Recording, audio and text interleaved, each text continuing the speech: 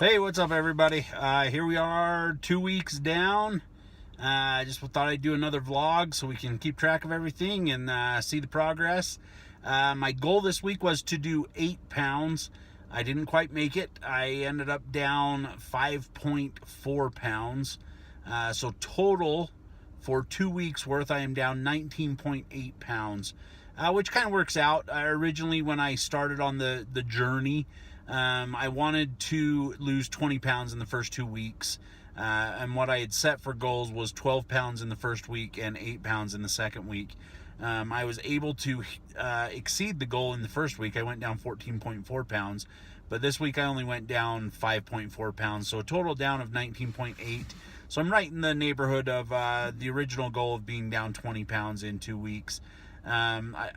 So the first week I went down about 4% of my body weight. This week I've only gone down about 1.58% of my body weight. I think over the long term, I'm hoping to lose around 2% of my body weight per week is what I kind of want it to all average out to be. But anyway, we'll just see where it goes. So for this week, I'm just going to set a number of 5. That's still below 2% of my body weight for the week. But I think 5 is a good goal. And if I hit it, then awesome. That would put me down 25 pounds or right close to 25 pounds in 3 weeks, which I cannot complain about. The one thing that was a little bit different about this week, because of my job, I'm a little bit of a stat nerd. So I like to look at trends, and I like to look at ranges, and I like to look at averages, and I like to look at medians.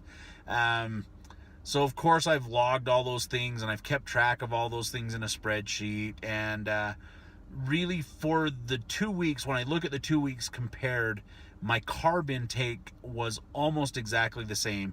I was right at about 40% of my calories were coming from carbs both weeks. The difference in the 2 weeks, one of the differences in the 2 weeks was that my fat intake was really, really, really low the first week, probably too low. And my protein was quite high. And then the second week, they've the fat and the protein, some of the protein switched over to fat. My fat was a little bit higher. Still maybe a little bit too low, though, honestly, of what I want my goals to be and how I want to balance out my macros. When I talk about balancing macros and stuff, what I'm really shooting for is to keep my carbs between about 90 and 100 grams a day, with really like 120 being my very, very max for carbs. Really, I'd like to stay in that 90 to 100 grams per day. And then from there, what I do is I like my carbs to be about 40% of my calories. I like for my proteins to be about 45% of my calories. And then I want fats to be about 15% of my calories. So that's kind of how I balance out my numbers. That's the numbers I'd like to see for now. I may switch those a little bit down the road, but that's kind of the numbers I'm shooting for. And like I say, I hit about 40% both weeks in a row for my carb intake. But my fats the first week were clear up at around 52%. And then this week they're down around 47%. So anyway, like I say, my protein's still really high. Another difference this week from last week was really consistent. I pretty well hit my numbers every single day last week. And that was by eating about the same thing every single day. This week was a lot more of eating a variety of things, and it made my numbers really kind of go on a roller coaster. There were some really up days, there were some really down days. And like I say, over the whole week as an average, it kind of flattened out. But the ups and the downs and the roller coaster, I think, is kind of what made me miss my goal a little bit this week, is that I wasn't as consistent. But, looking ahead to the future and looking at the big picture, that's how it's going to be in real life. You have these ups and these downs, and you don't eat every single day consistent. You're just not in a routine, and people just don't live that way. You eat out sometimes. You eat different meals every day. Some are more fatty, some are less fatty, some are more carbs, some are less carbs. So you have to learn to be able to take that roller coaster ride and then still make things work out. And that's why I'm not real frustrated that I missed my goal of 8 pounds. I'm still very, very happy to be down 5.4 pounds this week. Like I say, if I'm down 5 pounds again next week, that'll be awesome. We'll just kind of see where it goes. But as far as the whole framework of everything, that's what I'm trying to do. 45% of my calories from protein, 40% from carbs, 15% from fats. And it's been working out so far. So anyway, a couple of the things that made me go on a roller coaster ride this week, some of the things that I had to try and still balance out. One day my boss bought everyone in our office hot chocolate, which was very kind. There's only 4 of us in the office, and so if you don't drink one, they know exactly who was the one that didn't drink it. So and it was so kind of her to do that I felt a little obligated that I had to drink that hot chocolate on I think it was Tuesday, either Tuesday or Wednesday. So anyway, I drank the hot chocolate.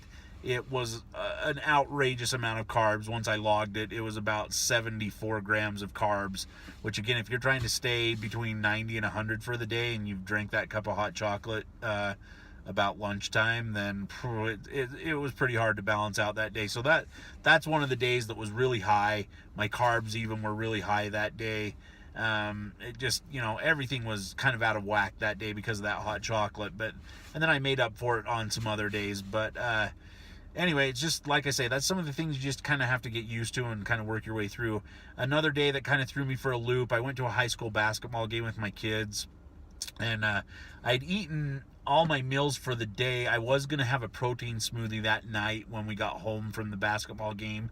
But while we were at the basketball game, my kids got popcorn from the concession stand, and that popcorn smelled so good to me, and I was craving it, so I couldn't resist it. I ended up eating a few handfuls of popcorn, and so then instead of the smoothie after the game, I just did that popcorn and counted it.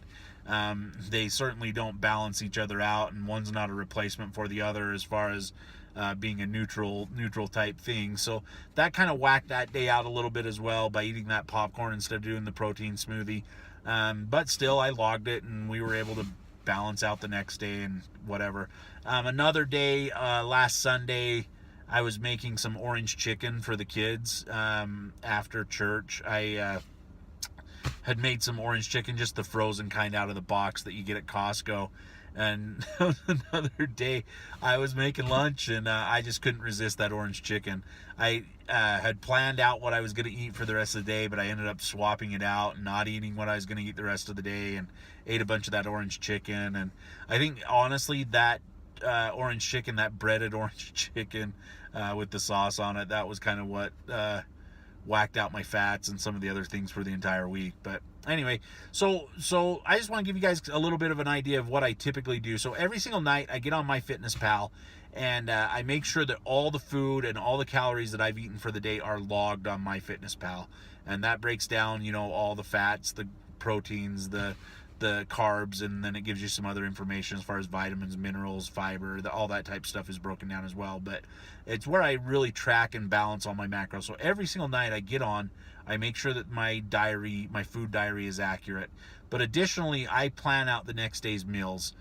So I know exactly what I'm going to eat the next day. I know I'm going to drink a Premier protein shake in the morning.